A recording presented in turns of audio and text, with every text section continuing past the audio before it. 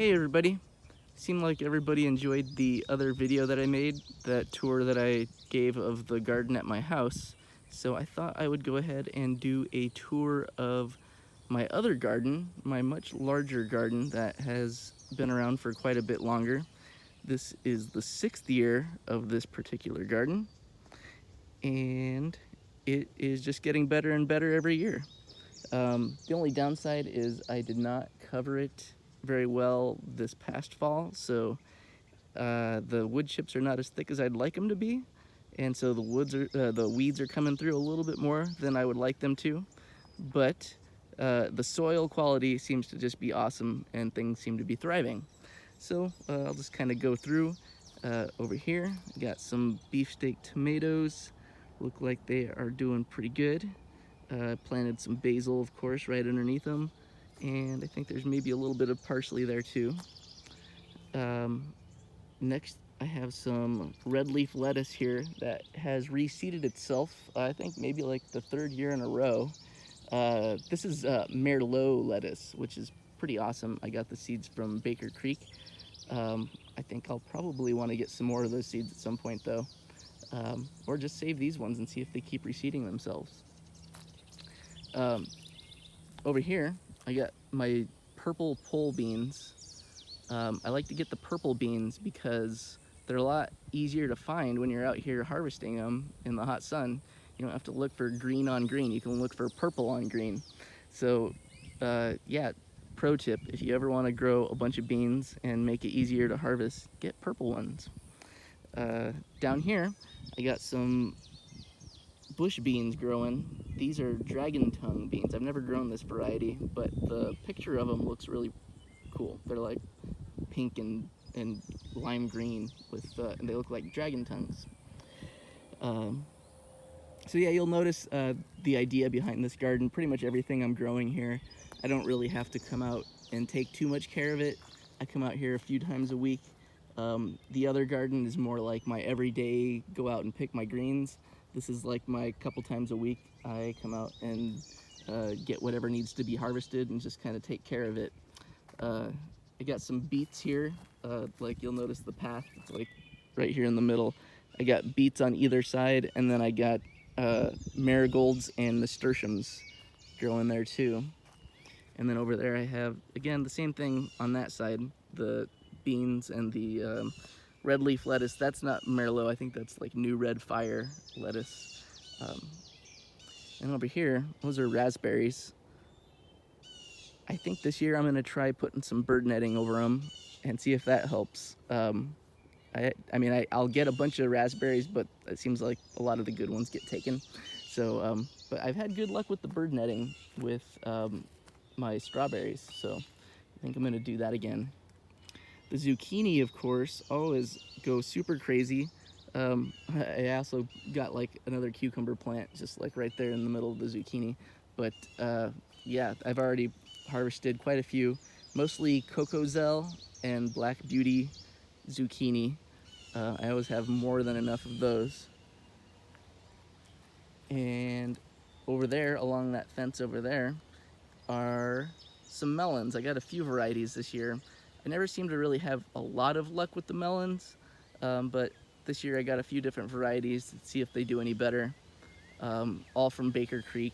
Like I got some seedless watermelons, I think, along with some orange honeydew, which is basically sounds like cantaloupe, but and it sounds like it tastes similar to cantaloupe, but maybe a little bit different.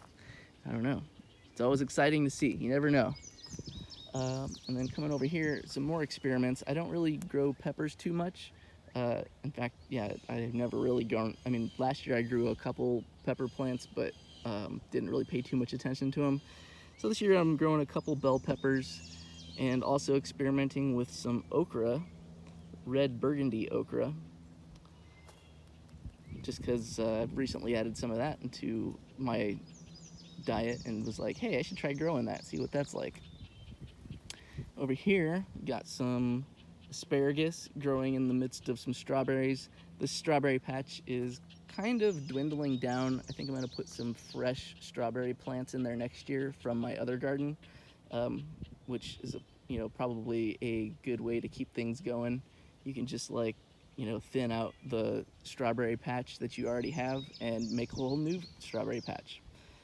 Over here, cucumbers growing up the fence, and same thing over on that side too. And this year, a little bit smaller of a sweet potato patch, but still quite a few. I got 3 rows growing there, you can see, and they're doing pretty good. This time I got my sweet potatoes from Stark Brothers instead of Baker Creek, just to try some different varieties and see what theirs are like. And then over here, tomatoes, mostly Dark Galaxy tomatoes right there. That's an Atomic Grape tomato. The other tomatoes back there in the corner were beefsteak tomatoes.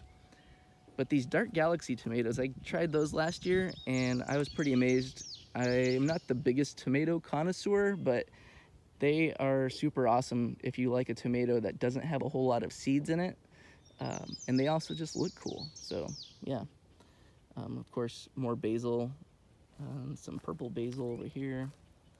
And of course, growing along the back fence, I've got the butternut squash, mostly. The butternut Violini rugosa is the name of the variety that I've usually gotten, just because they make these giant squash. I mean, they're like, my record I think was like 29 pounds or something like that. I mean, they just get absurdly huge. And they last me most of the winter. So I mean, I think it was just a few weeks ago, maybe a month or two ago, that I finished off the last of my butternut squash. But yeah, so that's the other garden. As you can tell, things are just getting started. I mean, you can see there's a lot of plants here, but it's not quite a jungle yet, but it's gonna be a bit of a jungle. Like those beans there, they have obviously been nibbled on. This happens every year. The deer come nibble on the beans, but they always come back. And by the end of the summer, by around August or so, this entire fence will probably be covered with cucumber, melon, butternut squash, beans, all that stuff, making a nice little wall of green here. And then in the midst here, these squash, right now they're pretty small compared to how tall they were last year, I think, but I expect after a couple more weeks they'll be getting pretty huge. So yeah, that is the garden. Hope you enjoyed the video. I'll probably be doing a little podcast soon about how I got into gardening and why I love it so much still, after 6 years of doing it. And yeah, you can check that out. Let me know what you think. Let me know if you have any questions, and I will talk to you guys later. Bye.